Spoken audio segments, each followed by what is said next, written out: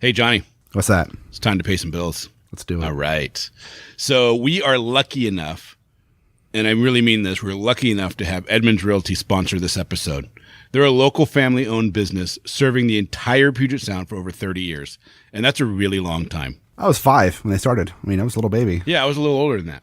So they're honest people offering full real estate services, whether, you're buying or selling or, looking for that dream home or maybe even looking to rent a place or need somebody to manage your rentals.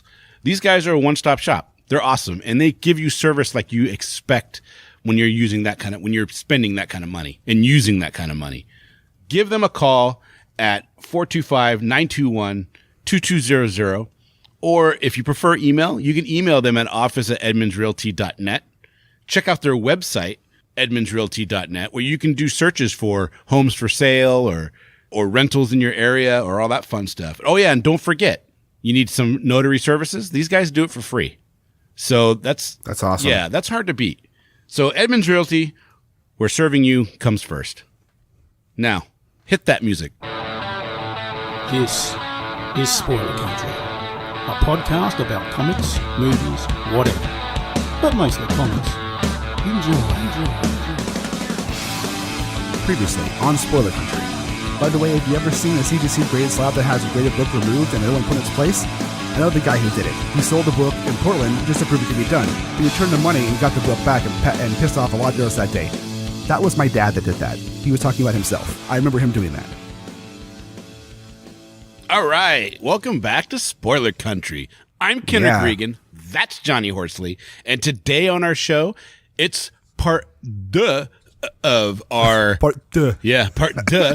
Part 2 of our hangout with Mike Peacock from On the Edge with Mike Peacock.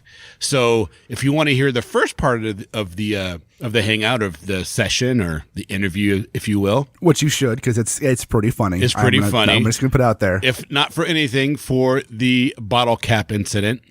Yes, the bottle cap story is worth price of admission, so go check that one out.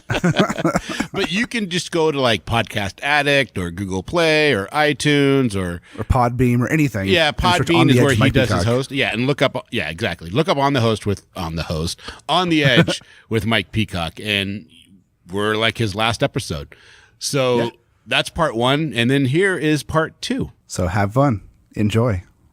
Listen to that episode. I think you'll actually enjoy it. Yeah, it's a good one. It's probably our. I mean, we all the people we've had on are great, but I think that one was for us incredibly enjoyable because we both respected his work a lot and we loved the book, and he just was such an energetic person to talk with. Very engaging, charismatic. Yeah, really charismatic. I wonder if you guys kind of approach your show from a different perspective, because you as, I guess, the artist and the writer, and you as more of the fan of the medium. Yeah.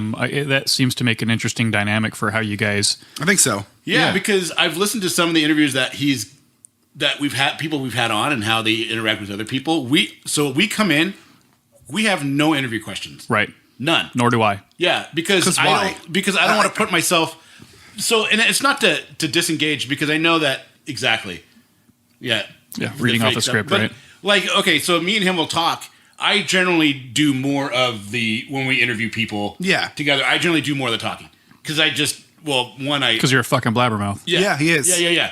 Thank you. That's totally legitimate. Yeah. And I know that, right?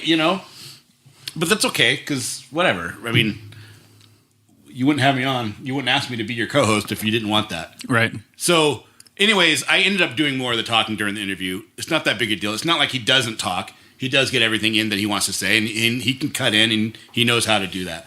But if I have a list of questions, then I feel like I have to get through all those questions. Right. And then I feel like I'm in a box. Right. And then you're interrupting them, and they're in little stories, and it's not good. Yeah, it does fuck with your timeline. We went into animation with this guy because he was a huge animation fan. He talked about the fact that he made a Will Eisner The Spirit cartoon when he was 13 years old. Yeah. We talked about paralleling Nazis and vampires. We talked about Akira and Ghost in the Shell. All this stuff, dude, that he never talked to anybody else about. And at the end of the interview, when we were done, he was like, "That was exactly how you said it was going to be. Yeah, that we just talked and went over and things." And he goes, "I talked about things I wasn't even expecting to talk about." Yeah, So it was cool, and that's why we do it that way. Like I told him from the beginning, I said, we're going to do this. I want to do hangouts. Yeah. I do not want to do a formal interview. Right. If you want to come in for 5 minutes and pimp your shit, okay, That's fine. We'll do I'll that. do that. You know what I mean? But I'm not going to take it seriously.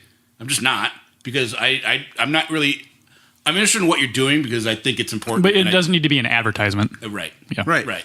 Well, Because I'm interested in who you are, not just what you do. Right. Well, what's good too is not just Stephen Frank, but like Scott Godleski and Ryan Cody and Kevin Joseph, the people we had on the show, all kind of had the same sentiment at the end of, oh, this was very much just conversating. It was fun. And it's like, that's what we want. We don't want to ask you 10 questions and it just, I mean, go to somewhere else for that. We want to, ultimately, we want to make friends and engage with people that we find interesting. You know, it's part of the reason why we're here is because Kenric swore that you're interesting. And I'm still making a decision And on that. you haven't decided whether or not I'm excited. I mean, you got some good meat in my mouth, and that's good. But you know, what? You did drive a long way to get here. Yeah. Thank you. No, it's fine. This is awesome. I just like to give Kinder shit. Well, yeah, that's what I would do. Yeah. So, But no, it's awesome. I love it. it's funny. You when you first start doing this and you realize that the excitement grows as events happen, like, oh my God, I did this, and oh my God, now I did this, and now I did this, and I had this guy on, and I like the fact that I can do the show from here, and I can have people come here, and I feel like it's a pretty awesome, intimate setting. It is. This is great. Yeah, it's super cool, and I've been fortunate enough to have really cool people want to come on. You know, the Fibs, not only are they my friends, but they're a fucking super fantastic band. You know what? I didn't realize that I knew Sean Bedrosian, right? because I went to school with his sister since kindergarten. With Angel. Yeah. Yeah. And somebody introduced me to him because he was younger than me. Mm-hmm. So I don't remember, I didn't have any classes with him. You know what I mean? I didn't hang out with him. So I can't call him a friend, right? Because I don't know him. Right. I just know of him because I was friends with his sister. Right. So it's cool though when I learned who the Fibs were, and then going back and like, you know what I mean? Right. And how good they are. Yeah, they're fucking amazing. Yeah, and I was like, wow, this is really cool. But I know Dale Yop. Right. And I've known Dale since junior high or something like that. Yeah. And I didn't even know he played the drums. I didn't even know he was interested in playing music when we were kids. And Dale was in our music appreciation class too. That's right. Yeah. That's right. I know he was a skateboarder. He loved to skateboard. I remember that. And he was he was always a really good And guy. he had that crazy huge like mohawk afro thing that was awesome. Yeah, crazy hair. So yeah, it's really cool to I've been in this area for a long time now, and so a lot of people I think the word that people call this is kidnap county because you feel like you can't get out. Yeah. You know? Oh yeah. You get out and it sucks you back in. I got out. It's really crazy. So when I recently got back on Facebook or got on Facebook and I'd connected with Sean and I found out he was playing and I didn't know Dale was in the band. And I went and I saw a show and I was like, holy shit, that's fucking Yob, and then from there I was like, hey man, it'd be really cool if you guys could come on the show. And they were gracious enough to, donate some of their time and come down and bring the guitars and jammed out some acoustic stuff. And have you listened to those guys? oh man. Have I? Yeah. No. Yeah. You should listen to the Fibs. They're really good. Yeah. And then, I think they're like a hidden gem of Kitsap County. Oh, they're fucking amazing, and I'm not just saying that because they're friends. I mean, they're really talented, and and Shane and Pablo, they're awesome guys too. And I met them for the first time. I'd seen them a million times, but I hadn't met Shane or Pablo, and so it was really cool. I haven't talked to Dale since probably high school. Oh man, it's funny. People they change, but they don't. You start talking again, and it's just like talking with you again. It's like we just saw each other the other day, and we haven't literally seen each other in over 20 years. And I think that's kind of what for this forum for me, that's kind of what it's been about is connecting with people and just kind of, like you said, it's a hangout. It's not a fucking interview. It's not 50 million questions and answer this and stick to this, protocol. Listen, if I had like an actor come on, right, like a Brandon Routh or name it, or Ben Affleck or somebody like that, and they had a series of questions they want us to ask, and they wanted to keep it like a very much generic thing, right, I would totally do that, and I would be excited and geeked out to do that, right. But most of the people we want more independent, and get more people on that are trying to get something going in the medium that they love, be it music or writing or comic books or just painting, whatever it is. Right. You know what I mean? Because we just geek out on art in all forms. Right. Which I love it. Yeah, and you guys have just not talked about just comic books. You've kind of branched into, some movies here and there. Yeah, and and we're in novels and stuff. And the goal at the beginning was comic books, Right. movies, whatever. Because I told them, I said, I'd love to get to a point where we can have an astrophysicist on, or we could have, You could have Sheldon Cooper on your show. Yeah, or we can have somebody that does freaking blacksmithing or whatever. Just something that we're interested in. Which we can still do. Yeah, which we can still do. It just always gets pulled back into comic books. Sure. Because every time we talk to each other, it ends up being about something about comic books. Right. Yeah, I find that I have to kind of go out of my way to try to do something different once in a while. Yeah. Because you don't want to feel like you're stuck in a rut. But, there's also something to be said for something that works for you. Yeah. And if well, something, it's easy. The passion is easy then. right. Yeah. Yeah. You don't want to do something and have it be forced and like, oh, Right. I've got to have this dick shit on my show because I said I would. Right. And then you're like, and then you're just like, and then you get meeting somebody and they're just like a piece of shit. You're oh, just like, luckily man. for me, that hasn't happened yet because I've known everybody that's been on there. But I haven't had that yet, but I did. We had Scott Godleski on, Right. And he's a really cool guy. I've heard that a few times now. Yeah. Well, he was a cool guy, and he was a lot. Well, he was a lot of fun. But the other day, he puts a tweet out saying that it's been so many days and he's going nuts. And I knew from talking to him before or listening to his podcast before that his kids are on fall break for and 2 it's weeks. like 2 weeks. Oh. And he's got like 3. He's got like 1 billion kids, right? And I tweeted back to him. I said, just put a little bourbon in their Pepsi. Yeah. And they'll be fine. A little. Right? I thought it was funny. He says nothing, right? Not even a like, nothing. And usually we interact back and forth. Right. This guy goes. Did you cross the line? I don't know if I don't think I crossed the line with him. You know what I mean? I don't think he's like mad about it or anything like that. But he says, you said something. And he goes, I can't reply to things like that because my wife is a mandatory reporter. Oh. Meaning she's required to report on anything that could put children in danger. Right. And I didn't even know that was a thing. Right. Right? So then I was like, man, well, that's the last time I freaking bring That's up a when you Louis realized Anderson how joke. fucking unfunny you truly are. Yeah, right, exactly. Well, that's an old Louis Anderson joke. Right. And so that's what was in my head. And then I was like, oh man, now I feel bad. Because Louis Anderson is still relevant. Exactly. Sorry, Louis. He's so relevant. I did on like that Baskets. cartoon, though, that he was on. Remember that cartoon from back in the day? It was Louis' World or Young something. Louis or something like that, or Baby Louis. Obviously, it made such an impression we don't fucking remember what it was called. It was so the world one was Bobby's World, and he was on it was like Little Louis for him, and it wasn't that good. Yeah, Bobby's World was what's his name? Yeah. Howie Mandel. Yes. Yeah. Howie Mandel. That was a great show. Yeah. And then, but yeah. So I felt kind of. So you felt like a douche. So we had a good friend in the comic world, and Kenric fucked it up. I could have. So Scott, if you're listening, it's all him. I'm the good one. I'm the douche. Yeah, he's the douche. Well, so Scott, what you can do is you can be on Johnny's show. Yeah. And then, He has another show. Yeah, I have another podcast. Oh, okay. Yeah, so Called And then, Y2CL and then Radio. you can just insert that MP3 into the spoiler country timeline. No, just, Not that they would do that. I'm just saying. say, I'll just talk to him there, and then we'll just have Kenric come on, and like make responses. with Right. it. It'd be Which- like acting in front of a blue screen. We did that for an episode. We tried to do it for an episode one time where it was like, My audio was so. I recorded Yeah. it at my house, and I was using the Blue Yeti, Right. And it sounded like I was underwater. And I was like, "What the fuck?" Well, were you recording in the fucking bathtub? I was in my bed. I was in bed, Right. Because I was just sitting there in bed recording, and I don't know what the hell, but it sounded. That's what it was, right? It sounded like I was underwater. that was the Copperhead one. Yeah, it was. Yeah. Fucking comic, man. We Again, can't stop talking can't about escape it. But It's like Groundhog Day. he was like, he wasn't gonna release it. He fucking edited the whole thing. We sound like I'm underwater, and he's like, "Oh, it's fine, dude. It just sounds kind of weird, but it'll be all right." And then I get on it, and I'm like, "Oh fuck, no, dude. We have to re-record this whole episode. I am not." But he goes, "Well, just try to record. Just try to respond to you and I talking, right?" Right. And I was like, all right. So I put just his track in, and he's fucking talking, and I'm trying to go back and forth and saying it. And I'm like, I got about 2 minutes in. I'm like, no fucking way, dude.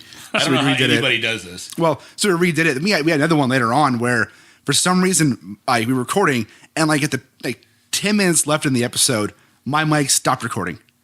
and it was 10 minutes. The last 10 minutes of an hour-long episode was just Kenric talking. Right. And That's all it needs to be. So it felt like it was 2 hours. yeah. So I was like, fuck. Normal He's like, episode, just me. He's like, well, do you want to cut it and redo it? I'm like, no, because there's good stuff in this 10 minutes. So I took it and I had my headphones on. I just like, all right. Then I kind of remember what I said, but I just jump cut myself into it, and it came out. You can't tell, right? You can't tell listening to it, but as it was like, fuck, I don't. And it's weird to do it that way, to like respond to somebody who's not really there, but it's awkward. I don't like doing it. Yeah, it sucks. I've had to cut a whole. In fact, I have this episode recorded that I just don't like the way the audio sounds, and I've tried EQing it, and I've tried doing all kinds of different stuff to it just to kind of bring it out a little bit. And so all I realized the problem was just I had bad mic placement, and I didn't really set the levels good before I Try went live. Levelator. What's that? Try Levelator. A levelator. It works well. It's It a works program great. called Levelator. It's called Levelator. Is that Yeah. like John the Levelator? Yeah. Yeah, by what was the name? Conversation Networks. Yeah. It works really well to level out the tracks. Okay, It's awesome. I'll check that out. But it's like we did it. So we recorded an episode on our way down to San Diego in the back of the car. So him and I sat in the back seat of my little Subaru I listened to Legacy. that, and actually the audio was really good on that. It was Right? on the Blue Yeti. Yeah, We put the Yeti between us. We sat like put it on Omni. we sat like close to the mic and talked. But we actually Who was driving? My wife. Oh, okay. So my wife and my son were in the front seat. Him and I were in the back seat. The two big guys in the back. Yeah. And we recorded it. We recorded a full episode, like 30 minutes, however long it was. And then I'm sitting there in the car with my laptop on my lap, editing it with headphones on. Yeah, he edited the whole thing in the car Well, while we were driving down. I get through posted it. Well, I get through it. And I get like 10 minutes in. I'm like, Kenric, this sounds like shit. Like I can't fix it. We're at the time, the first recording, we were too far away from the mic. I'm like, we can't use this. No, it wasn't just that we're too far. We were on cardioid. Oh, we had the wrong setting on too. Oh, okay. Yeah. So then they're like, fuck, we got it. I just saved it off. We got to do it again. So we did it and we re-recorded it. And it was better. And it came out better. And then I sat in the car and headphones content on. was better. Yeah, headphones on, edited the whole thing. He turned on his Wi-Fi for his phone to use the laptop, and I uploaded it to SoundCloud while in the car on the road to San Diego. That's the craziest fucking shit I've ever heard. And then, to my surprise, I get a shout out from you guys on the floor of Comic-Con. Oh yeah, man. Which was really, really, really fucking cool because I was listening to that. I was like, I'm kind of jealous I'm not there. Yeah. It was awesome, dude. I've never been to Comic-Con. I've you never, gotta go. you know, You should go to the one in Seattle. So actually, let me take that back. 1 year, I think it was 3 years ago, I worked at Comic-Con for the company I work for, whose name I won't say, but a place that you might say stop for games. And I've been there many times. yeah, and it was really cool, but I didn't get to see anything. Right? It was other than the fact that directly across the hall from our little pop-up store, Yeah. were the Bronies. So Sweet. yeah, and so the My Little Pony. The Bronies, which are the guys that are into My Little Pony, is Like not Kenric. this is not a joke. This is a thing. This is a legitimate thing, and these guys were just crazy. I mean, they were out there in costumes, and they were just. I mean, they were funny and they were entertaining, but they took themselves way too seriously. And I'm Dude, like, we did an episode where it was, what is your guilty pleasure? I listened to that one. You just listen to it, they keep your secret, keep Yeah. it safe. And this guy talks about He talks liking about My the Little Pony bronies, comic yeah. books, and I'm like, so what are you, a brony? He's like, oh, the thing. And I was like, oh my god, I was No, I'm not a totally brony. joking. I just like the comics and the cartoon show. Fuck you. Yeah, Doesn't that I make just you a brony, though? I just have a costume at my house. It's not really a costume. I'd call it an outfit. It was so funny. Look, I have a Rainbow Dash tattoo, and it's And I- not my fault, okay? we're cracking So, up. so yeah, that's fucking hilarious. So I've always wanted to go. for bringing that up. I've always wanted to be a con nerd, but I've never really had the option other than that. Yeah. You should go. It's in March. The one in Seattle, Emerald City. Yeah. Tickets are on sale right now. Oh, fucking! I gotta buy something for March. Yeah. That's so far away. Well, if you don't buy them now, you're not They'll going to be gone. If you don't I buy know. it now, you won't get tickets. It's crazy. It's actually it starts on my birthday. Does it really? Yeah, the Thursday show, March 1st, is my birthday. But so. San Diego Comic Con is a whole different experience. Yeah, it's- Right. Emerald City is popular, but from what I understand with my limited scope of knowledge, that it's all about the San Diego. Yeah, San Diego is more of a culture con, Right. than a Comic Con. It's you the know. biggest one in the North America. Now, I can say that at the one that I worked at, during one of the days, I wasn't there all the days. I was only there one day. Stan Lee was there, Yeah. And that must have been Emerald City, huh? Yeah, and he was, doing the whole autograph thing. And I guess, let me ask you how you guys feel about this, because this is something that's kind of right up your alley. Yeah. And I get that people kind of make a living doing this, but sitting down in a forum and charging people for autographs, to me, seems kind of fucking weird. Yeah. And not that it's not worth it from a fan standpoint, but let's just say one day, for the sake of argument, that I was asked to go somewhere and I was going to sign autographs, I would feel weird about taking people's money to sign my name on something. So I think... And I know that that's kind of part of how they get paid, because they agree to... They make a lot of money. Right. It's the amount of money that they're making. Sure. If you're getting like $500 for the day, that's right. one thing. It's like, why isn't it worth it? But when you're like somebody like Stephen Amell, who plays Arrow on CW, and I bring him up only because he has a management company that helps actors and people of note that do cons to manage how they what's the word I'm looking for? Broker their experience with the con people, right? He makes like $250,000 for the weekend. Right. So when you're making that kind of money, then at that point it's like, well, how do you not charge for it then? Sure. I mean, is this something where, the person, the celebrity or whatever you call them, this is something that with their management company say, hey, you're going to do this and you're going to make X amount of dollars regardless of the amount of autographs that you sign? Or is this something where like they're telling him, hey, you're going to do this so normally and you're going to get paid for this? Yeah, I think normally what that happens is like, say Reed Pop, who runs Emerald City, will go to Amel's team and say, we want him to be at the con. Right. And they're like, great. I think he actually charges them. Right. He says, you got to pay me at least this. Then what happens is Reed Pop gets a percentage of the money that he brings in on his autographs. Okay. And then he gets but they maintain like 95% or 90%. Right. And Reed Pop also. So what they do for like the big names is they pay for flying them in, the lodging, hotel.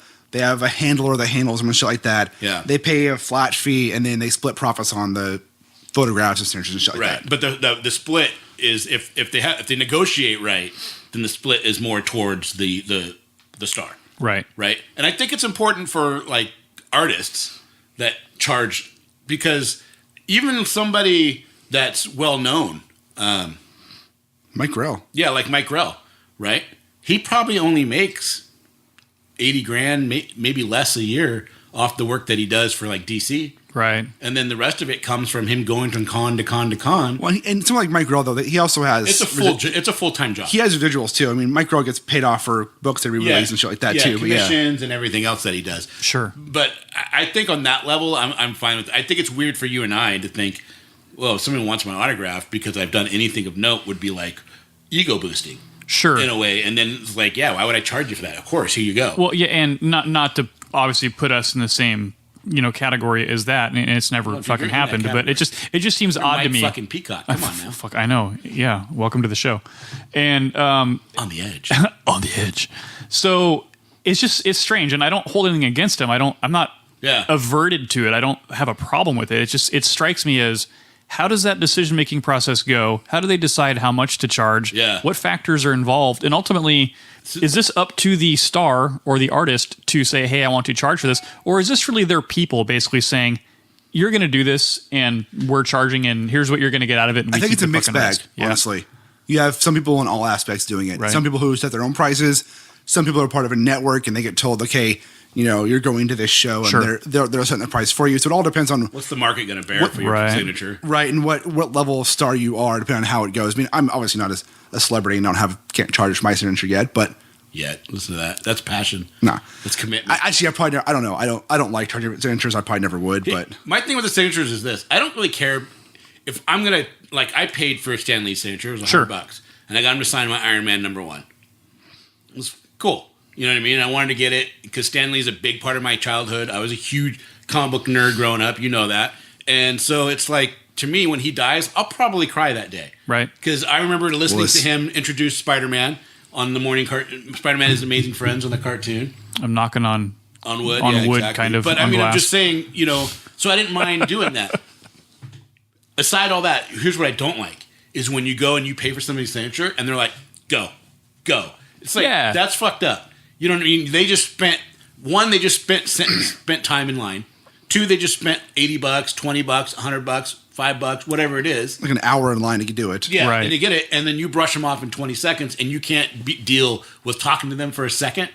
Come on. Anthony Daniels was at our convention 2 years ago, and Ryan, who was on the show with me for the Star Wars episode, got to meet him. Yeah. And it was really cool because, number one, Ryan turned into like a blubbering pile of jello, right?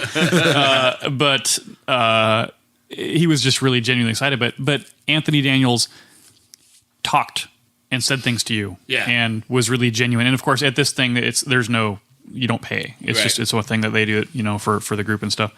And then Todd McFarlane is there almost every year. Yeah. And Well, he just lives up in Vancouver. yeah, he's British Columbia. well. Our conventions are typically Victoria. either in like Las Vegas or Dallas or San Antonio or okay. so yeah, they're elsewhere Oh, for my job. For where you have to stop for games? For the place where you stop for games. So yeah, but these guys they're doing their thing, and it's not a monetary thing, and probably because there's less overall people to deal with in a concentrated area. But that being said, I agree with you, and that's where it starts to be like, oh, hey, look, is this guy actually taking the time and saying hi and shaking your hand and Right. Hey, who should I make this out to? Okay, that's more of a, even if you're paying for that, it's kind of a personal touch. Right. But if you're just slinging some fucking lines on a piece of paper and calling it good and saying, okay, next, get the fuck out, next, then I would kind of be irked by that. Yeah.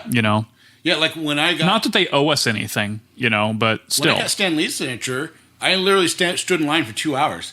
And dude, there was one room, and they snaked it, and Right. it was probably about 8 times bigger than your living room. Right. And they had snaking people back and forth, right? And then they had him on a panel, and you gave your comic book to the first person, then they took it to the second person who asked you, where do you want the signature at? Right. Then Stan Lee would sign it, and then it'd go to the next person, then you can pick it up. It's like a conveyor belt of autographs. It is. It is. Well, and for Stanley's special too because he signs so many things at every show because everybody wants Stanley's signature, Right. Because it's fucking Stan Lee, Right. I mean, by law of averages, his signature should be worth nothing, but it is because of who always he, have to because of bring who he that is. Right. Why do I bring it up? Because it's important. You always bring it. It's important to know. Signature will never be worth anything because he has so many. No. signatures. Not that it never will be, that it shouldn't be because he signed so much stuff, but it is because of who he is. Yeah. It's not a negative thing to say that. It's just a fact. I got it. Well, did you bring it up Always kind of bring that? it So. Yeah. But anyways, it's like, and the only time I ever stood in line for anything like that, for the celebrity thing, for any con, was 3 years ago at Emerald City. My wife surprised me bought me a ticket to go meet Stan Lee. Nice. And so I was like, I kind of want to just because it's Stan Lee, but also He's a DC fan. I'm a DC. Well, never that. I still appreciate Stan Lee and Jack Yeah. Kirby and all that stuff. But You have to. So you didn't get him to sign your Batman comic book? no, you saw my cock. No, Well, Doodle do. wow. go all out, right? Bang. No. I had to have him sign anything. It was just a picture. I got a picture with him, which was fucking $80, which it's another whole other story. I don't think is stupid, but it was. We stood in line for 3 hours. Right. They snaked us in. It was the people most people, they had you drop your backpacks and everything else. You stood, picture, get the fuck out. It was like less than 3 seconds. You were there. But there's so many people waiting. Yeah. And there's so many Thousands people. of people waiting. Right. He's probably doing 2,000 to 3,000 pictures a day. Yeah. And signatures too. Yeah. Which you charge $100. I mean, that's a shit ton of money. Oh yeah. But it was interesting because like I bring it up because it was cool because like when I got through to my time, I was in a Captain America shirt by happenstance because I just had it on that day, and I was like fucking fat guy sweating from my backpack. So Guy sweating. like Got the meat sweats. when I had my backpack on, like I took my backpack off and I had these like sweat lines. I'm like, fuck, that's gonna be in the picture, and it is. But so That's awesome. and he's like, I actually got to stand next to him because they had a little bit of a camera issue going on when I was there. Perfect. So I got to stand there for like 5 to 10 seconds or so, and we actually had a little bit of a talk where we interacted a little bit, which I was like, that's cool. Like nobody else got that. I only got that because their camera fucked up for a second. Right. Yeah. And I was like, yes. See, I got him talking, which was cool too, because they were pushing people through. But I got to, when I got up, I said, hey, I just want you to know, you will never see this comic on eBay while I live. You know what I mean? I will keep this for the rest of my life. And he was like, as you should. And he was like, that made him actually smile and laugh a little bit. Because everybody he should knows- sell it. You know that's what half those people out there or more are dude, doing. yeah. It's like, there was hey, a kid behind me that had literally a stack of like 10 comics. So he spent $1,000 to have Stan Lee sign these comic books, and they are all going on eBay. He's going to turn around and flip them. Yeah. So I would be fucking pissed, right? I'd be like, really, dude? Come on, you know? Well, it's all commodities, right. right? It's people are doing that on purpose so they can make money, and I don't know. Part of me, like, I love the collection and I love the aspect of what it is, and I just love the medium. And you like the collectible aspect of it, which I which wanted is to ask bad. you guys about this too, because you did an episode about this for variant covers. Yeah, So I'm not a fan of the variant cover. yeah. I'm glad. I'm glad you said that. I don't know. I don't know why, right? Because for me, I guess if I was going to sell something or this and that, but I think it forces people that really want to collect to now have to buy multiple copies of the same thing. It really does. It does. You know, It's a and false we run into collective. that in the game industry too. You know, or you know, there will be pre-order bonuses for this store, pre-order bonuses for that store, and you know, there will be Game day edition. yeah, absolutely Special cover boxes? day one edition or Yeah, day pre-order one, there you edition go. or you know whatever. Special And- controllers, all that yeah, shit. all kinds of crazy shit, and it's turned into it forces people who don't have the resources to buy multiples to make a decision on where to go versus what to buy. Well, you know? it creates a false collectible. Yeah, absolutely. Mike Grell told us that.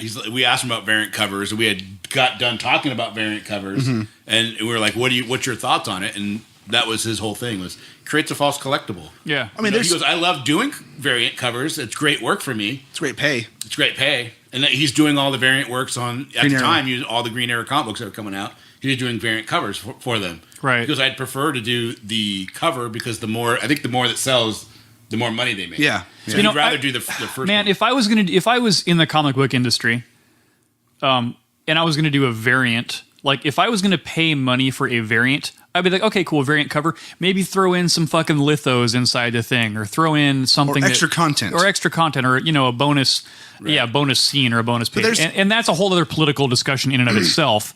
But I guess if you're going to make people pay money for something different, it's got to be something different than just the cover. Dude, you know what's, Right. what was worse for me? It pissed me off beyond thing, and I almost didn't buy this series, but it's so fucking good, I had to keep collecting it.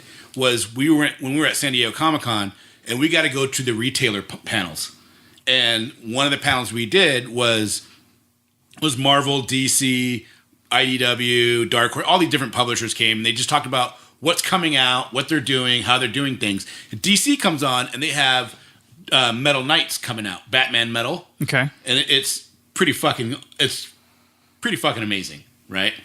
And the first thing they said is people are sick of variants. No variants for the first issue of Batman Metal. What fucking comes out 2 months later? Batman Metal and a bunch of fucking variants. And I was like, you motherfuckers, man, sat in that goddamn panel and told everybody there was no fucking variants, and the first thing that comes out is a bunch of fucking variants. Yeah. I almost it's wanted like to- timed exclusivity for Oh games. my god, I was so pissed off, dude. I think so. I felt so lied to, I don't want to do this, but I'm gonna do it because you're gonna make fun of me in a second. But brony. I feel like I have to. They didn't say. So the panel. It's irritating because they are doing variants for Batman Metal, but what they actually said, because I thought about this. We talked about this. Yeah. What they actually said was no variants for the Metal titles, but not. They didn't say anything about the Batman Metal series But there specifically. is variants for the metal titles. Like the All the metal titles have variants. Every single one of them. the new series that are Yep. started. Okay, that's okay. Then I haven't looked at that all. But I mean, what they're talking about was that, like the other metal series they said no variants for. But if they're doing variants for that, then what the fuck's? I mean, they've made a big deal about it in that Yeah. hall to say no variants for anything in the metal series. And if they're doing that now, then it's fucking disingenuous. bullshit, man. It feels like you're being lied to, and it's like, but because it's not the variants for me don't bother me on a collector's level that if I can get them. What pisses me off is the comic book stores that are already struggling. Yeah. Right? And it's hard. It's not easy to own a comic book store. Yeah, and it's a culture that is slowly dying, and it's sad. Right. Right? Because I think that's brick and mortar retail stuff in general, to be honest with Yeah. you. Yeah. But they make these guys have to buy. You want the 1 in 10 variant, then you have to buy 10 fucking issues of this comic book that's Right. shitty. well, it's not you buy 10 get one free, the variant free. It's buy 10, then you can buy the variant. Yeah, then you one have of the opportunity variants. to buy one, or they have the 1 in 2,500 variant, right? There's a comic book stores will buy that 2,500 books to get that one variant, right? And No. then they might make their money back on that variant, maybe because like Batman, I think it was for the Dark Knight. Dark 3. Knight 3. the one in 2,500 by Jim Lee cover was like trading at $2,000 right off the bat. Right. So for them, then it might be worth it. But then they're stuck with 2,500 copies of this book that you can't fucking sell. You don't get. How often do you get 2,500 people walking through your door? Exactly. Just the math alone, not counting even what they're buying. Yeah, and even that one book's over $2,000 doesn't cover the cost you put into all the other books. Yeah. So what happens is companies like Midtown Comics in New York City that has the ability to buy 2,500 and then sit on it for 30 years, right? Because they're like the biggest fucking comic book store in the world, right? And they have Mile High. Yeah, they have or Mile High out of Boulder, Colorado. But that's like 2 stores out of 3,000 stores that have this ability, and you guys are hog tying them to do this, right? And it's kind of fucked up. It's really fucked up. Yeah, it's the incentive covers they do it. It's fucked up. Like we talked about it in the episodes you probably listened to, but like ultimately, like there's a reason that so there are some. This is like total geek right here, man. There are some actual. We talked about how to make comic books a minute ago. We just lost 2 of your 3 listeners. But, sorry, guys. So there are There are reasons for variants. There are viable reasons I can say to have variants. You'll say your book goes to a second printing, variant cover. Yeah, it's a new printing, no problem like that. Yeah, you're doing a show exclusive. I can buy a show. I can behind the show exclusive. Or like if it's an anniversary, hey, it's a re-release or something like that. Then I can get behind that. Walking Dead has tons of anniversaries because they only printed 7,500 copies of Walking Dead #1. Right. So it's a pretty rare book. Yeah. Right? That's why it trades at like $2,500 a fucking copy. Right. Because it's rare. But at the same time, they've reprinted it 80 times. 90 times. And they have a variant cover for every con that they go to. Right. Which is fine. And I'm okay with with show exclusive one. That's fine. But it like what pisses me off about variants is what you just said is the incentive ones. Comic stores have to buy 10, 25, 50, or 100 to get that one variant. You're hurting the industry by doing that. Yeah, we feel like you are. I mean, but at the same time, I kind of talked myself into understanding because if comic book stores don't buy comic books, right, and they don't buy 100 copies of this or that or this, then those sales from the publisher's point of view have dropped, and then all of a sudden you can see them dropping titles. But then you have false sales, classic titles. But then you have false sales because you have a comic store ordering 100, selling 5, sitting on 95. That should not be counted as 100 sales. Yeah, because that store is now taking on the deficit of what that company should have. It's the same thing they do with the record industry, where the sale is credited when that unit leaves the warehouse. So if fucking Sam Goody, there's an old name for you, right? Oh, or orders 3 cases that 1,000 copies of such and such an album, that artist gets sales credit for those albums because they were ordered from their distribution center. That's not that many people actually went into a store and bought that album. Yeah, not at the cash register. It's before. Right, exactly. Which to me is disingenuous to the false narrative. Yeah, it's a false narrative. It's like they tout sales. Oh, we sold 250,000 copies of this comic book this month. It's like, well, no, they ordered that many to sell. Ordered. Yeah. I mean, that's sold. I can guarantee you walk into a store, they're still on the shelf. They're not sold. Right. Yeah, you got paid for it, but this comic book store is now out the money, and they have to hold it. And, that's why they do dollar sales to try and recoup some of their money every year. Right. Yeah.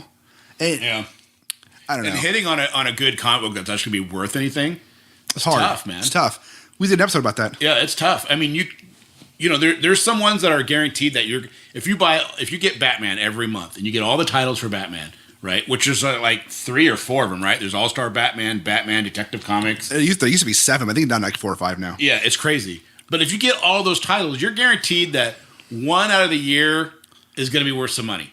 Right? You know what I mean? About 1 a year, but that's still buying 12 issues of 5 comics. To get one that might be worth $50 a year from now. Yeah, It's not worth it. Yeah, it's not worth it. So it's tough finding it. Like I got lucky on like there's a series called Saga, right? And I got Saga #1 for like I think 12. It's a 12. It's a 12 on episode. It wasn't very much. Saga's a apt name for a series, is it not? Yeah, it is. It's a good series. But that #1 is trading at $200. It's a saga. Yeah, it's a space opera. It really is. It's a space opera. It's Romeo and Juliet in space. It's a love story with it's at its heart. It's a love story, but it's so much more than that. Yeah, it's good. Yeah, it's really good. Frank K. Vaughn. It's awesome. It's kind of like Pulp Fiction. You bring up one thing and we go really get passionate about it. That's what all of our fucking episodes are. Right. That's what makes it so easy to do 36, 37, 40 episodes in 2 months, 3 months. Have you guys had any of your listeners or any of your subscribers or fans tell you, hey, we want to see this out of you guys? Have you had requests or anything like that? Besides your family members? Yeah. who are requesting you stop doing the show? Requesting us to do stuff, not really. We've had some creators ask us to review their stuff, read their stuff. Okay. We've had fan interaction with people and stuff like that. And we've had, we have got the guy from the Comic Jam. Yeah. he became our biggest fan. Like, really quick. Really quick.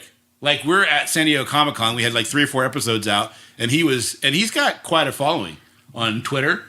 And he was going out and just telling people about us. And it was like out of nowhere. Every episode he retweets. Yeah, he retweets every episode. And then he does, a lot of times he'll do a quick synopsis on Twitter about the episode that we just did because he listened to it. Yeah.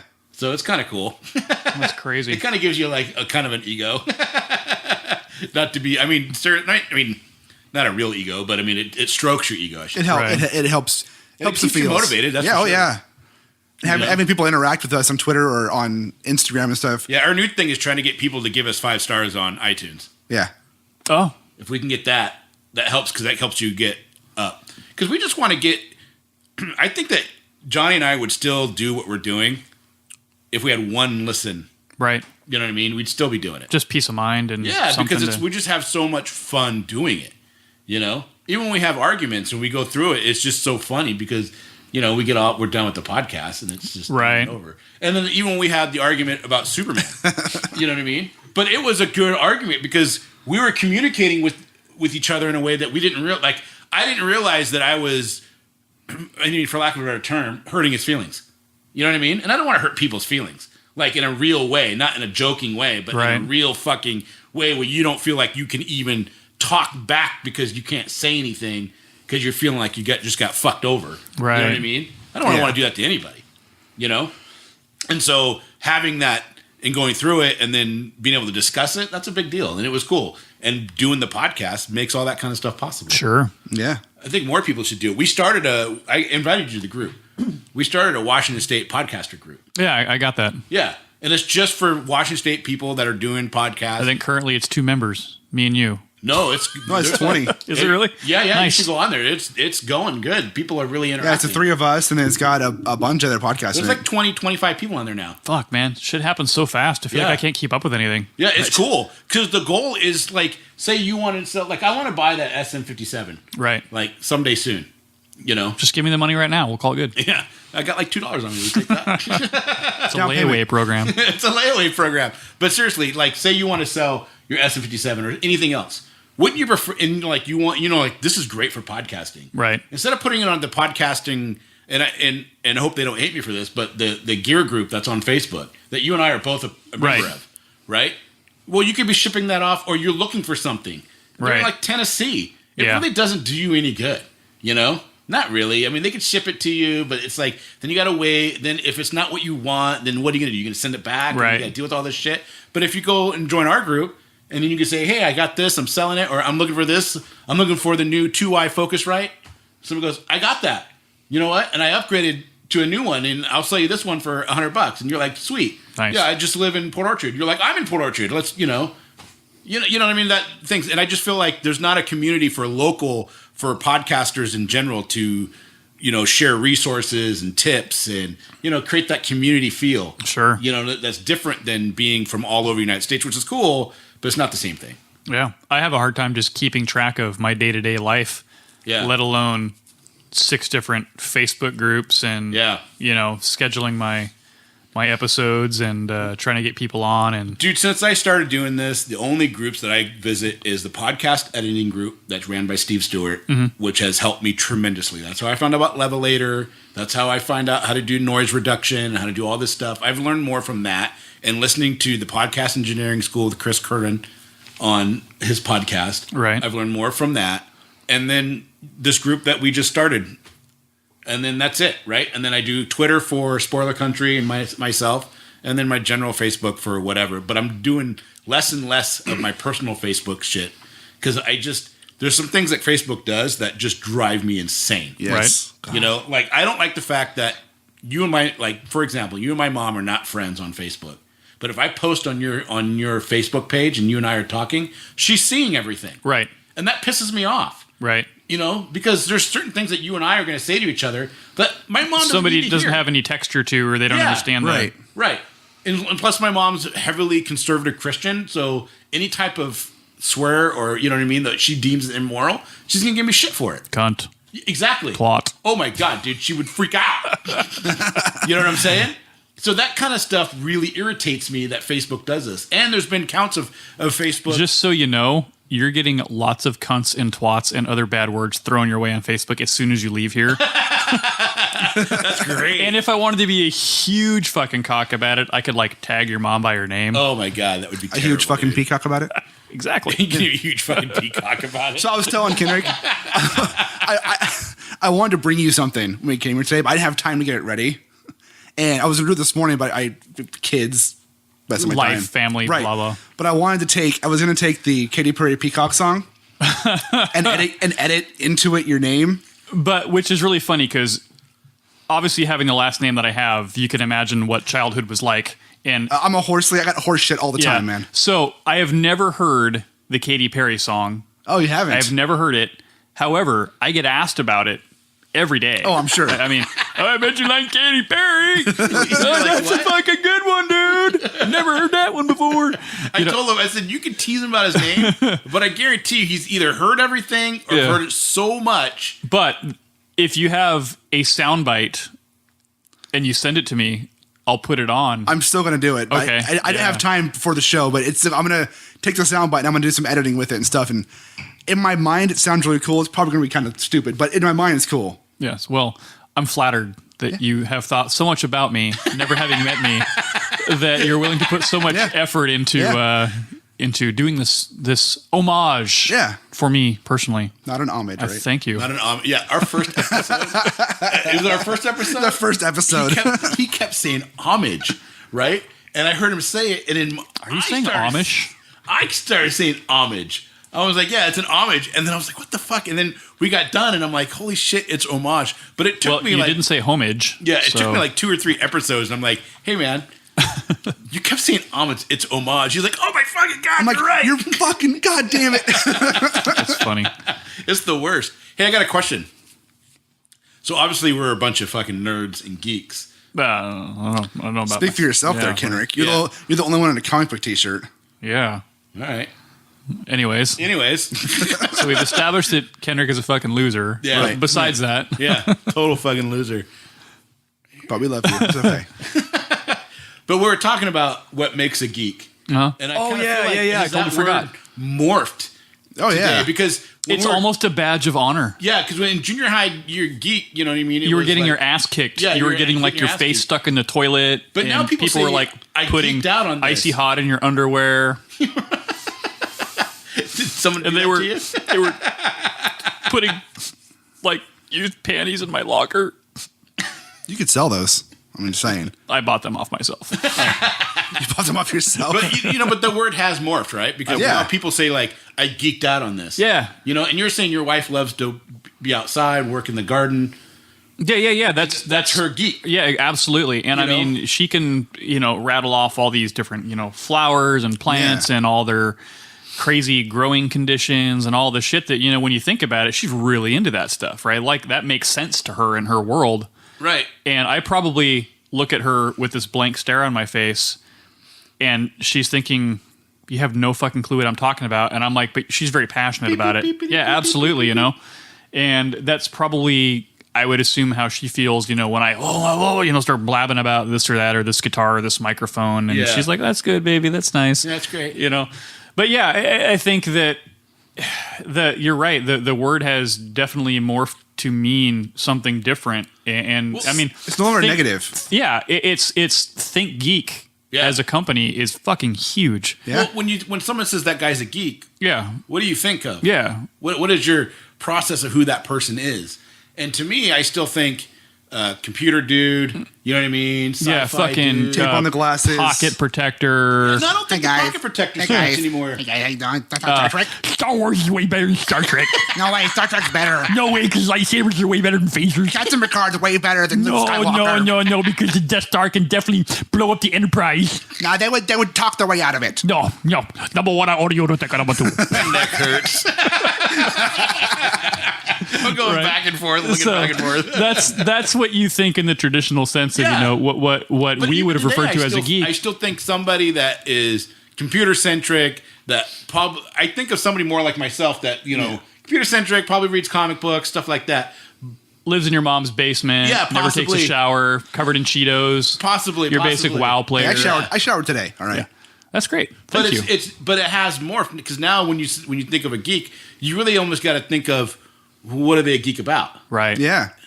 It's not, and like I said, it's not negative anymore. Now people, you said badge of honor. People are proud to be a geek of whatever their geekdom may be, whether it's guitars or music or comics or movies or gardening or whatever. People are proud to have this thing they're passionate about. It's become to more like a badge of passion now, which is great. It's led into, different lines of like apparel, clothing. Yeah. These goddamn fucking pop figures that are everywhere. Yeah. And, little kids buy these things, moms buy these kids, grandmas buy these things.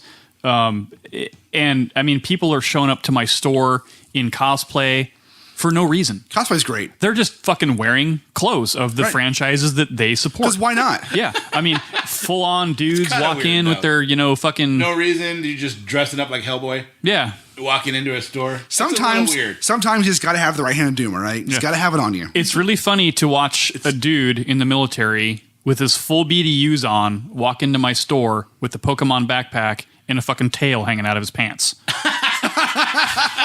That happened? Yeah, all the time. Oh, Yeah, that not is even hilarious. joking. Same And then, person?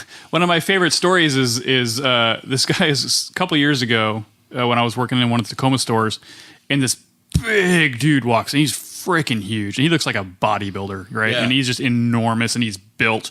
It's all muscle, not yeah, fat. he's all muscle. And you know who he looked like? He looked kind of like John Coffey from The Green Mile. Have you guys seen that? Okay, yeah, Okay. yeah. Oh, So yeah. he looked kind Yeah. of like that. But he walks in, and he had this look on his face, and he had his military uniform on.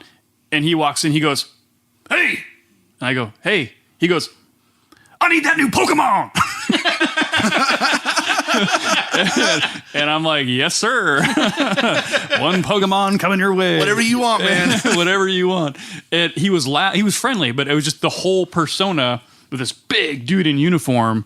I mean, he was just huge, and he was just so like he looked like he was going to pick up a car. I mean, just this and big, deep, resonating voice. And he was really, really, really funny. And we chatted for a few minutes, and he talked about how he was playing Pokemon when he was a kid, and then now his kids play Pokemon, and like his wife plays Pokemon, and then now there's fucking Pokemon Go, and Right. people are walking out in the street and get fucking hit by cars and falling off cliffs because Right. they're playing Pokemon Go. Is that game still that big? Yeah, it's crazy. Still pretty big, In yeah, fact, yeah. now that we're talking about geeky shit, there was the thing like the Pokemon Go company. Niantic. They got together and they were like, we're going to have like the Woodstock for Pokemon Go. And Yeah. they had this whole thing planned out, and millions and millions and millions of people showed up to this event, and they could not get the bandwidth together to cover it, and it fucking failed. Oh, no. And, Yeah, I heard about that. And people were like suing them. I mean, people got pissed. super fucking assholeed over this. And they They were going to drop the first legendary of that one. Correct. Something like that. And Yeah. nobody could get service. Nobody could do shit. It was yeah, yeah. People were it's just losing a their big shit, freaking and they were fiasco. pissed. But we're not talking like young kids. No, full-grown adults. full ass grown adults threatening to beat people's asses, threatening lawsuits. Over Pokemon. Yeah, and people. I mean, there were people that come from other countries to go to this event. Yeah. that basically Where was bought it at? Do you remember? hotels. Do you know? Somewhere like fucking New York or something. I don't Yeah, remember. it was like Newark, LA, one of those. So a big metropolitan city. Yeah. and Not Seattle. Yeah, not here. But so I mean, I don't remember what city it was, but I mean, people will literally travel from other countries to go to this thing. So Well, there was the first guy to catch all the Pokemon in the first release, Right. who had to fly because there were some Pokemon who were like only in Australia, only Sure. in Japan. Speaking of And- variants, yeah. Yeah, right. Well, he actually got quote unquote sponsored. A company paid his bill to fly to Australia and fly to Japan, these places to get those last Pokemon because he had caught all the ones in America, and he got like a sponsored trip for that shit because he was the first one to catch them all. And I was like, "Are you fucking kidding me? He's getting sponsored for playing Pokemon Go? Really? It's crazy. Yeah. Well, those guys in South Korea that play like StarCraft and fucking and all that, they're making millions of dollars Yeah. a year. in South Korea, when a new Blizzard IP launches or like an expansion pass or something like that, they literally will close down the local economy. They will shut businesses. They will close their schools. They rent out stadiums to show like patched demos of fucking alpha gameplay footage for like StarCraft and shit. Wow. It's nuts. I mean, it's crazy. huge. And I wonder, how did it take off like that? I don't know. I have no idea. I remember having to sit through one at one of my conferences watching this StarCraft thing for like an hour, and it was really only about 5 minutes, but it felt like an hour. And I'm like, somebody please fucking kill me, because I can only watch so much of somebody doing this For so long. watching RTS gameplay on a big screen with 5,000 other people, but only one guy watching talking. RTS gameplay is not fun, and it's barely fun when you're the one doing it. Yeah, correct. What does Yeah. RTS stand for? Real time strategy. Real time strategy. God, I'm taking back your geek badge. You should. Right. I don't like the strategy games. That's because you're not smart. Yeah. Oh, well, yeah. 'Cause I'm totally dumb. I hate them. I like the RPG games. I like some of the strategy games, but I don't know. My brother played real strategy games a lot. Right. Right?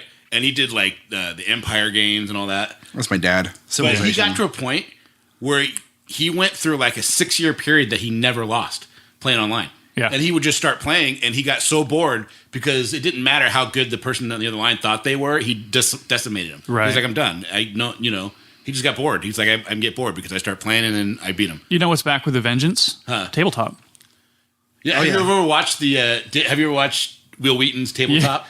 That shit is fucking hilarious. It's awesome, Yeah. right? I was like, why is this on TV? I mean, I'm glad it's online because it makes it easier to watch. Right. But I'm kind of surprised that something like Sci-Fi or Sci-Fi Yeah. hasn't picked it up. City. Yeah.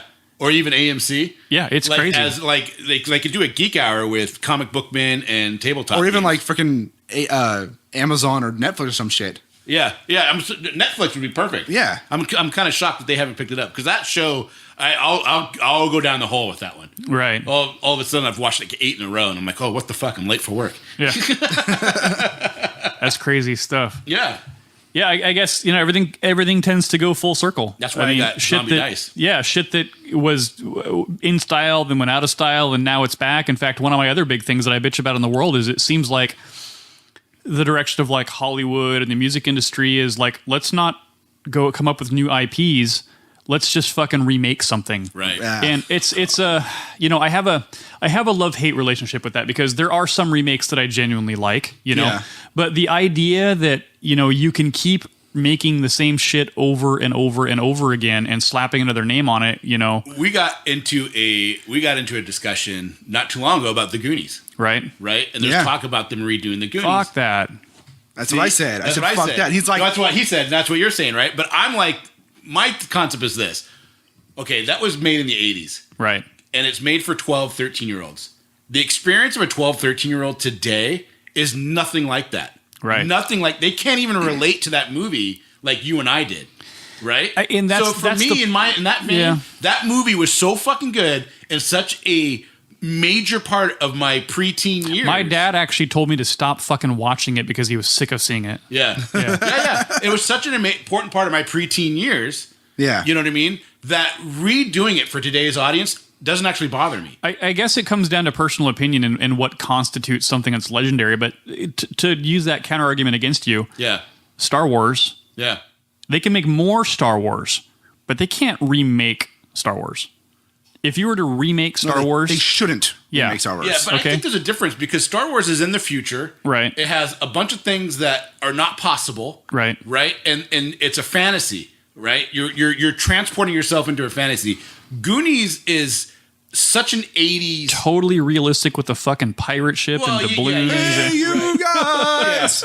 That being aside, but it's strictly the 80s. Right. It's like you're seeing them on bikes. You're seeing them live in a real world environment. Sure. And that's what I mean. Like, you can't relate to what they're doing and what's going on and how they're interacting if you're 12, 13 years old, because you'd be like, why don't you just fucking pick up your phone and call? Right. You know what I mean? And plus, the racism in that fucking movie is astounding. I'm sorry, Data. man. It is so bad. If you have today's mentality and you're watching it today and you think about how they actually represent the ethnic groups, Oh, it yeah. is Yeah.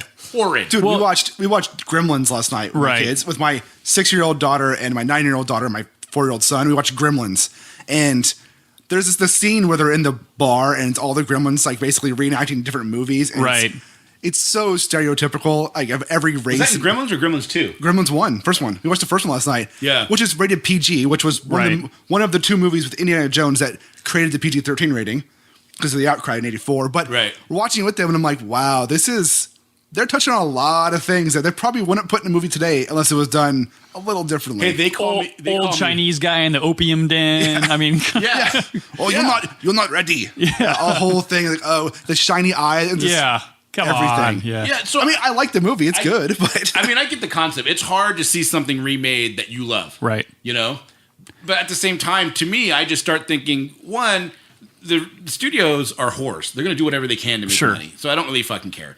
And two, you know, I would love for my nephew, like Cody. Right. He would not, he probably likes Goonies because he might have a feeling that he's supposed to like Goonies. Right? Right. But he's not going to relate to it. It's like, go have him watch Monster Squad. He's not going to relate to Wolfman's it at all. got nards. Wolfman's got nards. Yeah, exactly. But he's not going to relate to it. But you hype it up today and you put today's shit on it and you put the twist on it. Then they'll be like, oh my god, it's so Yeah, good. I mean, you know, I Miami don't know. Vice. I kind of and- disagree though a little bit in some terrible. way because like, well, Miami Vice was done so bad. but I kind of disagree with the way. I mean, I see what you're saying. It makes sense. However, I grew up in the '90s, right? I mean, I was 8 years old when it was 1990. So I pretty much grew up in the '90s, right? Right. And I still enjoyed TV shows and movies that came out in the 70s and the 60s, Sure. which were very different than how I grew up. Like when I was in high school and college, I very much enjoyed the movie Casablanca, which is definitely a different time frame from what I was at. Treasure of the And- Sierra Madre, one of my Yeah. favorites. Yeah. So Yeah. I kind of Great think, movie. you know, I just because the kids today have cell phones and shit doesn't mean they can't relate to something that doesn't have cell phones. Because Cody, my son, he'll be 15 this month. He watches old movies and shit and still likes him and can relate to those kids in that movies, even though they're not doing the same things that he is doing. Well, let me put it this way: you don't have to fucking watch it. Right. And they You don't can have to still put fucking on make the it. Goonies from 1986 as much as you want. Yeah, I can. I also don't have to be okay with it. That's right. Yeah. And the thing to go further with that is like one of my biggest issues with remakes is no matter if they're good or they're bad, part of their quote unquote success or failure is because they are a remake of something that is good. Yeah. Right? Some people will go see it only because, oh, this is a remake Sure. of that. And some people won't go see it because of a remake of that. So Yeah. my problem from a creative aspect is you have this idea and this thing that you could have made its own thing, but instead you tie it to something else. Yeah. You tied it with a different franchise that wasn't yours. So basically, you're making a fan film out of it, right? Because all remakes are is a quote unquote fan film done with a lot of money. I think, yeah. Yeah. And I mean, that's what Star Wars is now. They're Disney fan films, Right. essentially. I really made Ryan mad when I said it was a movie full of CG Muppets. But But they are. but they are. But they are. I still love them though. You know, I think the prime example of, let's say, a fan film gone awry and taken to the ultimate level was Gus Van Sant's remake of Psycho, the shot by shot. Yeah, with Vincent D'Onofrio. What's the fucking point? Right, why? To prove that Why? you understand how a camera works? Right. Exactly. Because I mean, that was fucking terrible. It's also Gus Van Sant, too. So, yeah, I mean, and everything about that movie. I didn't say that. I just said it's something you expect from him. Yeah, everything about the technical aspect of that movie was fine. There's nothing wrong with it. But when you watched it, you're like, I don't understand what this. It's just the same words with different people, Yeah. exactly the same. Even And the same. unless angle you and had a everything. major hard on for the actors in there, who was it? Like fucking Anne Heche and something Vincent else. D'Onofrio, right? Yeah, Wasn't he the one that played? Yeah. I just- He's great. yeah, Yeah. but it wasn't good. It just didn't. It Yeah. didn't. He took it too far. I mean, that Right. wasn't even that was a remake. I mean, Yeah, Right, it's- frame by to the- frame to the T. the fucking T remake. There what- was no interpretation in that. Right. Right.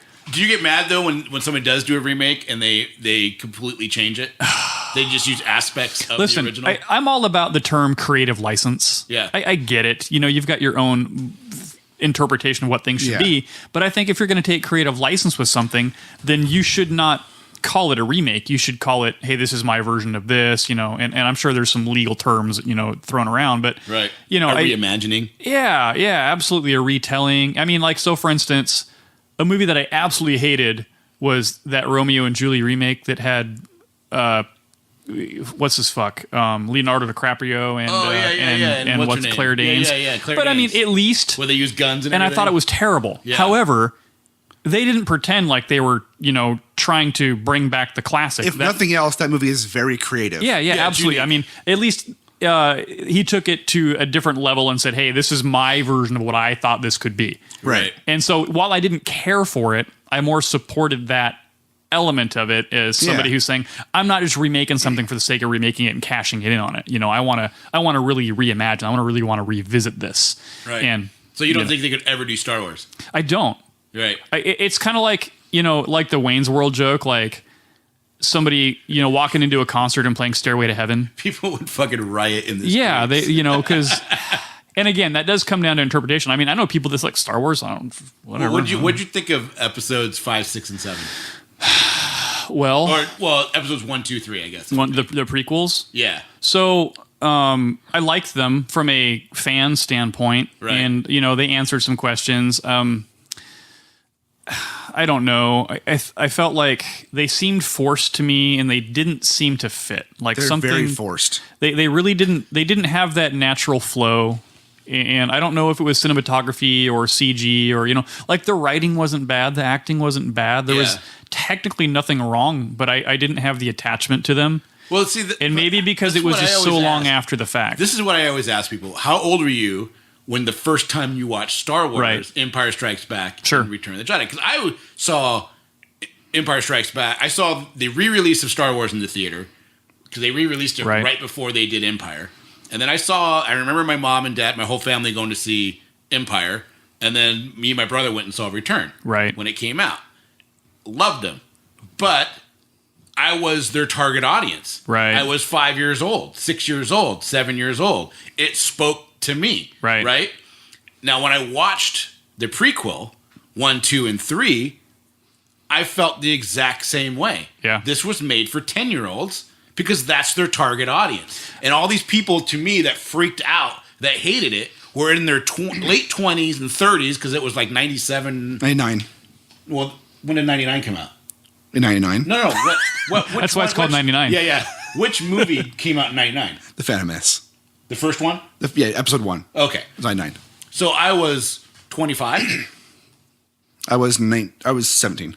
Wasn't made for me. Right. I was not their target audience. You know what I mean? I wanted it to be made for me. Right. I wanted it to be as good as 1, 2, and 3. When I mean 1, 2, and 3, I mean 4, 5, and yeah, 6. you fucking whatever. I wanted to be as good as the 17, old 18, ones, and the 19. 70s. I wanted to be the 70s and early 80s, right? Because that's what I remembered. Right. And that was the feeling that I got then. You can't fucking get that back. I get you can't remake nostalgia. Yeah, and to me, that's what people were freaking Right. out Have you seen about. episode 7?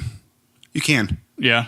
Well, You can remake but nostalgia. that's a different Episode 7. Because one thing people are going to hate this. George Lucas is a shitty movie maker. He is a terrible director. He's terrible, and he's a terrible Well, come writer. on, Howard the Duck. I Was that George secretly Lucas? like that movie. Holy shit! Was that George Lucas? He was- I yeah. didn't know That that. was I saw Lucasfilms. that in the theater. It was so bad. But the point is this: to me, I was like, I remember people freaking out saying how shitty they were. You know what I mean? But at the same time, I was like, well, you're not their target audience, Right. At all. But however, when those movies came out, when episode 1, 2, and 3 came out, right? Yeah. The reaction to them was not the reaction to them that is now. There was not the astounding hate Right. of everybody. And episode 1 came out, people talked good about episode 1. That's right. And episode 2 and 3, people always had good things to say about all of it. It wasn't until like almost episode 3 came out, people started bashing episode 1. And like, oh, I hope it's not like episode 1 with Jar Jar Binks. But when those ones came out, people weren't super pissed off. I mean, so I first saw Star Wars, to answer your question from earlier, which you didn't ask me, when I was 8 years old, right? Yeah. I sat down with my dad and we watched all 3 Star Wars movies. Done on tape. Yeah, on the VHS tape. Oh, I thought you meant on cassette. What? Oh, no. His dad. This was a great story, though. I thought this was genius. Yeah. His dad recorded the audio for like Back to the Future, Superman. and Like on all a that. tape recorder. Yeah. And then when they went on family outings across country, right? I just hit the mic with my finger. Sorry. He'd play it. But he would play that, and that's how he heard Back to the Future before he ever saw it. I listened- That's kind of cool, though. Yeah, it's cool. I listened to Superman and Back to the Future probably 7 times before I ever saw the movie. Yeah, and I'm a big fan of audiobooks. Oh, me too. And me actually, too. not so much audiobooks as much as like the audio theater, like the Star Wars they did for, you know, like the fucking BBC. Oh, I had yeah. the record where you The could BBC follow one's along with good. the- Yeah, That's good. Yeah. with the book, the picture book, and then they had the record. Oh, so awesome. But anyways, where I was going with that is, so I saw Star Wars on VHS when I was 8 with my dad. We watched all 3 of them. And that was like 1990 or something like that. I didn't watch Star Wars again until college. So, till after 2000. Till after episode 1 came out. And one of my best friends, Nick, growing up, was a huge Star Wars fan. So much so that when him and I sat down at like 19 years old to watch him again, because he made me, because he had read every Star Wars book and every Star Wars comic. And I don't mean that lightly. I mean, he had read every Star Wars book at the time. We sat down to watch it, and he's literally mouthing the words to every line in all three movies. People doing that shit. He knew, knew I'm going to punch you if you don't stop. He can recite the entire breadth of those three of episodes 4, 5, and 6. And I remember watching them again, and I'm like, okay. I thought honestly, my opinion of A New Hope when I first watched it again as an adult, I was like, this seems really rushed. This is a big story in a short amount of time. Right. And then I watched, Empire and Jedi, and I'm like, oh, these are much better films. And then I looked it up and realized that Lucas didn't direct Empire or Jedi. He directed the first one. Right. Yep. I was like, oh, maybe there's a commonality here of which ones that are good or bad. But then we saw episode... Conceptually, he's amazing. His concepts are great. Yeah. But really, he should, as with the current ones and episodes 4 and 5, or 5 and 6, I mean, let somebody else take a concept and bring it to realization. Yeah. And you get a better... I mean, this is a case in point where somebody doing everything it doesn't necessarily come out to be the best. Right. Empire to me is the best one. Empire's amazing. That's my favorite. I think universally hailed Empire seems to be the one that resonates the most with people from a... It's all dark. The big it's twist. super dark and kind of crazy. Yeah. It's the standard set in a 3-act. Right. Right? Your first act, everybody gets introduced. Generally, the good guys win. Second act... Complications. The bad guys usually prevail. Then the third act... everything gets worked out. Yeah. So episode 8 is going to be good then, according to that analogy there. Yeah. So, I mean, where I stand on the... Episode 8 should be good then, because it's in the middle of the arc. Yeah, theoretically. But I think a lot of people don't like numerically. Hayden Christensen, right? So Hayden Christensen, what's funny, you bring him up about the acting not being bad. If you watch Hayden Christensen in those prequels, isn't doing a very good job of the acting. But if you watch him in anything else he's ever done, he's a really good actor. It makes you wonder how they're directed. If right. the director says, hey, do this, hey, do that. Didn't Lucas do all 3 prequels? Yeah, he did. Yeah. Even Natalie Portman and even fucking Samuel L. Jackson, that movie, they're not acting at their best. Their lines seem forced. It seems contrived. But you see them at the movie, it's like, oh, these people are really good. I mean, Hayden Christensen got a lot of shit for those movies. But if you watch any of his other stuff, it's like, oh, you actually know what the fuck you're doing. He's not bad. What the hell happened in Star Wars? Yeah, it's who's in control, right? I guess that's. But I mean, I guess back to my first point is, I enjoyed them when I first saw them, the prequels. Right. Yeah. I did enjoy them for what they were, but comparatively to like other things and to like what the original Star Wars, the new ones now, they don't hold up. And J.J. Abrams is a fucking genius to me. Yeah. I mean, J.J. Abrams, a guy who can bring back who can bring back Star Trek and Star Wars. Yeah, crazy. Yeah. I don't want to get too much into that because I did an entire show about J.J. Abrams and Ron Howard and Star Wars and this and that. But that's why I wanted to, because I listened to that the other day. Yeah, and I was like, oh, that's kind of interesting. But I just the remake thing, I do like. I appreciate it to a point, and I feel like we rely on it. What do you think of the new Ghostbusters? Couldn't bring myself to watch it. So, and I heard it was good, but I couldn't bring myself to watch it. It's not good. I mean. And it's not good because it's women, right? Right. There's a whole thing where you couldn't, like, there's a lot of critics that spoke bad about it. Right. And then they just got shot down as being, like, He-Man women hating club. Right. which is stupid because it wasn't that. It just wasn't done very well. It has good jokes in it. It has some good moments in it. But ultimately, as a movie, the third act is a mess. I guess I would feel the same about that as I did about the Baz Luhrmann's Romeo and Juliet. Yeah. Like I'm sure that the person went out of their way to say, hey, we're going to remake this, but we want it to be different. And so that was their concept. Let's remake this, but let's try something else. And I think maybe it wasn't as successful as it could have been. No, I think their first problem with that movie was I just felt like it was an unnecessary remake. Yeah. It didn't need to be a remake. It should have been. It should have been a continuation. It should have just been a side story. Yeah, it should have been in the same universe. Just in times progressed. These are the current Ghostbusters. They just happen to be female. It doesn't matter. There you go. And they could have made them a franchise in L.A. Alternate dimension Ghostbusters. Right. But they could have been like, hey, Aykroyd and Murray franchise the name Ghostbusters. You can create your own team in your city. Support us now. And boom, that would have been a much better story. So here's how awesome it is that you can sit around and tell everybody else why their shit sucks and how you could do it that much better than them. Hey, fucking George Lucas, whoever you think you are, I would have done it like this. What's wrong with you? How could you not have this idea? It's like right there. No. So we've been going for a really super long time. Yeah, we so have. I think we should probably wind this down. But Yeah. I could talk to you guys all fucking day. This is amazing. And maybe we'll have to revisit the show and do Do a another live one. show 24/7. Yeah, man. right. But anything you want to say to your people? What's coming up next on Spoiler Country? Anything you want to pimp? Any cool shit you got down the pike that we can anticipate? So we got as Kenric said, we got the Richard Cadre interview coming up next week. Yep. So we'll record that, and that'll probably Be up air in a week or two. Air in a week or two from now. On November 4th and 5th, I will be at Jet City Comic Con in Tacoma with an artist table selling comic books and art and prints. Okay. I'm forcing Kenric to go to help me to do some interviews. Nice. I'm forcing him to go. I say that, but he really wants to go. So Sure. It's not like I'm forcing him. But so we'll do interviews with artists and shit there too. We are going to be at Emerald City Comic Con in March 1st, 2nd, 3rd, and 4th. I'll be there all 4 days. I think Kenric's only going on the weekend, which is fine. We'll do more interviews there, meet some more people, and do whatever we gotta can work. there. He has to Awesome. work. And then Jobs and shit. Yeah. jobs. And then really, We what have a new else? series of Oh, shows yeah. coming out called the what do we call it? Kickstarter Signal Boost. Yeah, Signal Boost. Yep. Where we're going to be highlighting independent artists and writers. Okay. That have Kickstarter campaigns. Okay. That are trying to get people. And most of the time, when someone has a Kickstarter campaign for a comic book, it's already written. They're Right. just trying to get money so they can To pay publish for the it printing. or whatever. Yeah. Yeah. Yeah. Cool. And so we're going to try to get as many people as we can. We'll probably do one episode a month. But if I do one a month, we'll And have like multiple writers and comics, Yeah. writers and artists on each episode. and we'll have them on, talk to them, and then help them, share it out so more people can go find them. I actually did one with this guy Russell, trying to do a 5-minute talk about his book, and ended up being an hour and 40 minutes. Right. That's how it always starts. Yeah. Yeah. We're going to keep this to an hour today, guys. I always tell people that. Hey, whatever. Never Yeah. happens. Never happens. So now you guys are on all the media channels, right? iTunes, Yep. let's see. SoundCloud, Stitcher, TuneIn, Google Play. everywhere that an RSS feed will take podcasts, FM. we are there. Okay. Yeah, the only thing we're not on is iHeartRadio Yeah, and I don't really care, so and Spreaker. Because you don't heart radio. I don't. Yeah. Yeah. Well, I'd love to be on there because they're a good. But it's too forum. hard. It's too complicated, and I don't It's really just care so right now. complicated on there, and I Right. think you have to be on Spreaker first. Yeah, we're on Twitter and Instagram and Facebook. We have a Spoiler Country Pod at spoilercountrypod.com is our website. Okay. Spoilercountry@gmail.com is how people can email us if they want to. Yeah. But we're mostly active on Twitter. We both manage Twitter.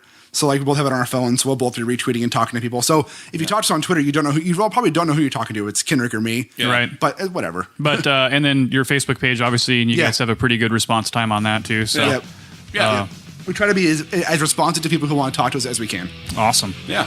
So thank you guys for joining me on the show today. No, this thanks has for been having us. super awesome. Great, man. We're definitely going to have to do this again. Yeah. And it'll take a little while to get this guy posted, but we'll try and get this done before you head out to your show so people have something to kind of listen to and look forward to before they come say hi to you in Perfect. Emerald Awesome. City. Awesome. All right, guys. Thank you very much. We'll talk to you Later. next time. Peace. Peace. Well, that was fun. I'm glad we had a chance to go over there and hang out with Mike and do those, 2 episodes, one for his show, one for our show. And it was fun hearing all the old stories and just kind of sit there and bullshit. I didn't think we were there for that long, to be honest. Yeah, it was kind of crazy how long we were there. Yeah. He's a special guy, so it was a lot of fun. It was really, I haven't seen him in so long. It was pretty special for me. That was really cool. I loved it. Yeah, it was fun. He's a nice guy. It was fun meeting him. It was fun seeing all of his fancy equipment compared to what we have that we use. He's And, got those Heil microphones, dude, are so nice. dude, those blue headphones. I want those blue Oh, headphones. you have no idea how much. I looked them up. They're $280. I want them so bad. I know. I'm thinking about how can I buy those? Yeah. What can I sell to get a pair of those comfortable headphones? But we got to have him on our show because really, yeah. So he gave us part 2 to put on here, but he's going to post part 2 on his podcast as well, since he next week feels that he sometime. has normal listeners that might not want to go out of his realm, which is fine, makes sense. That's fine, yeah. Yeah, it makes sense. Yeah. But make sure you do go check his podcast out and listen to the first part of this episode and listen to the other stuff he has there too, because he's an interesting guy to listen to talk on his thoughts on things. Yeah, he's a funny guy. He's a lot of fun. So Yeah. go check him out. On the Edge with Mike Peacock. He's all over the place. Seriously, you could just Google that and it comes right up. Yeah, that's what I do. I just Google it. It comes up with Podbeam and with iTunes. So Yeah. I go right there to listen to it. Yeah. So there you go. That's our show this time. How A little easy was different. that? I like it though. Yeah, super easy for us because we already recorded and just doing a spend 5 minutes doing intro outro. We're good. Yeah, that's right. Don't forget, we're on Facebook. We're on Twitter. You can go check us, listen to us on Google Play, iTunes, TuneIn, Play FM, Stitcher, and a plethora of other places. Remember, if you're on iTunes, give us those 5 stars. Don't 5 stars. Don't do anything less. I don't want to have to smack you around. And then Right, 5 stars will find you. that's right. And don't forget, we do have a survey. It would really help us out if you go onto our website, go to the podcast shows where it starts, and right above that, you'll see the survey link. And the survey is also in the show notes, so that'll help you out as well if you just want to click there. But fill that out if you can. I mean, you don't have to if you don't want to, but it does help us Please out. do. Yeah, it's also at bit.ly/scpodfeedback. It'll take you right to it. Whatever you can say on there is great because it gives us more feedback to better the show for you and for us. That's right. Okay, guys, we're out of here. Peace.